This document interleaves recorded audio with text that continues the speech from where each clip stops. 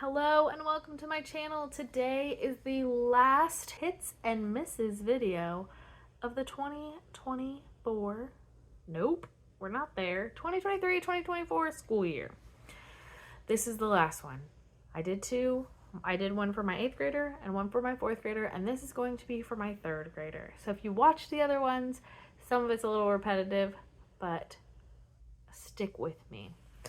If you're new, my name's Erica. I have 6 daughters, 3 that are homeschooled, and then I have a 4-year-old and twin 2-year-olds.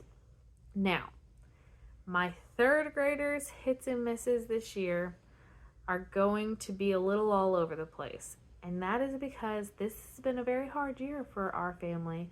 We had a lot of medical issues come up, a lot of medical mysteries happen. It was rough. We started the year really, really strong. And then December hit and I don't know what happened. We just life happened. We had lots of things go on. So my 3rd grader, she is a little bit more advanced. She's always harder for me as far as curriculum choices because she is pretty advanced in things like reading and reading comprehension and math even. She's pretty on par with math. But her maturity level is 3rd grade. Her maturity level is 3rd grade.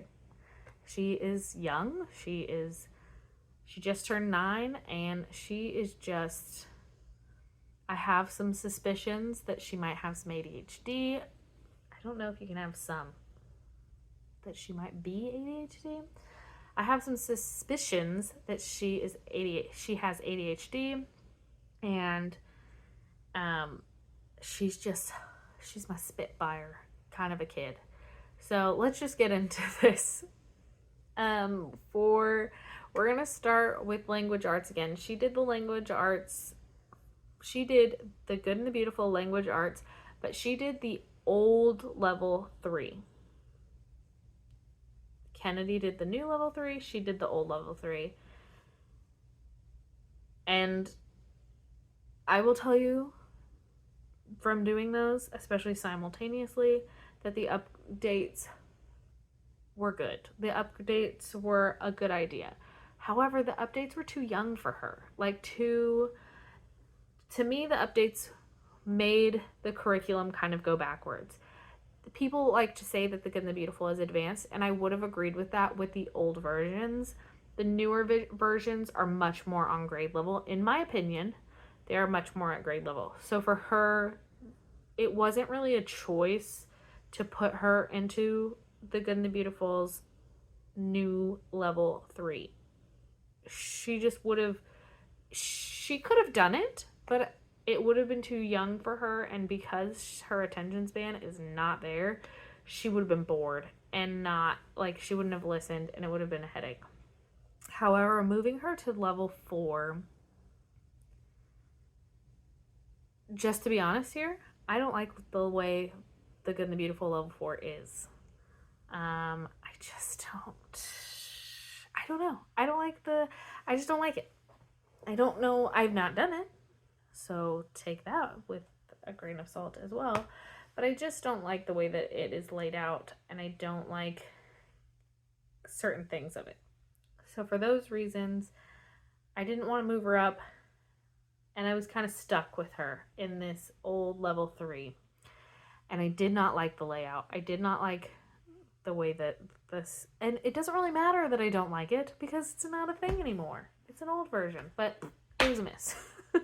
We like the Good and the Beautiful, not the old level 3. That's fine. Let's move on. We did the Good and the Beautiful level 3 for math as well. And this all ranges from kid to kid, because I have a kid that loves the Good and the Beautiful math, and this kid just can't do it. Her attention span is not there. Again, this is going to be kind of a theme this year. Her attention span is not there to do the Good and the Beautiful. It is very long. It is a very long program, in my opinion. The lessons take a lot of time.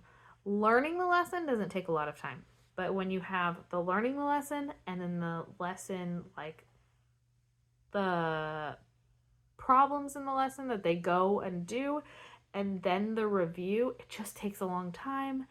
And again, it's not her thing. The other thing is multiplication for her. She gets it really fast and she memorizes it really fast, but she doesn't really understand how it works. This is going to be difficult for me to verbalize, but her multiplication facts, kid, brilliant. But the way multiplication works and what it means that 4 times 2 is 8, it's not clicking to her. Something is not clicking. And so she kind of got lost. She got lost this year in Math 3 with the Good and the Beautiful. While she was in the lesson, she could do it. She could excel. Again, it just doesn't work for her. The attention span is the big thing. And the memorizing math being great, but then not really understanding how it works was another problem that was not being fixed with the Good and the Beautiful. So we will be doing something else next year, and that's fine. She finished it and she did well. It's not for her. So for that reason, that was going to be a miss. For history, we started with the second half of our 50 states. We ended halfway through last year, so we continued to do that. She does okay. She does 3rd grade level answers. She pays attention at a 3rd grade level. And sometimes that's hard for me. I have to remember that she is younger. And again, it's just this idea that her academics are so high, but her attention is pretty low, that I struggle because I know she can do it, but the attention part is not there. I really liked this curriculum for her as far as how it was set up in like a story mode, or I hesitate to say it was a story mode because it's not like the Tuttle Twins where it is a story, but it was stories about people's lives and stories about things that it wasn't just a bunch of dates or a bunch of things that happened that she couldn't relate to. So I really enjoyed that part of it. And then we moved on to our Star Spangled Story, and I decided to move through that very quickly so that we could do something more family style next year. And I just know that she's getting something. It's kind of long because we are doing multiple lessons a day. And again, the attention span is a common theme with Aniston. She gets what she gets out of things, and that's fine. She's only in 3rd grade. I don't really require that she masters or memorizes things of history or science. So for her, it's great because the stories are engaging enough, but she kind of is just getting what she gets out of it, and that's fine. That's kind of how family subjects work like that. They're just different age levels, and she does fine. For science, we started with the Apologia Astronomy. She loved the Apologia Astronomy. She got so much out of it. She loved a lot of the things that were there. I actually don't live too far from the NASA Space Center, and so we went there afterwards, and she is all things hands-on, and she liked doing that. And then we did the whole book in one semester, and then for the second semester we did Flying Animals with Apologia with Zoology 1. Not as engaged because she doesn't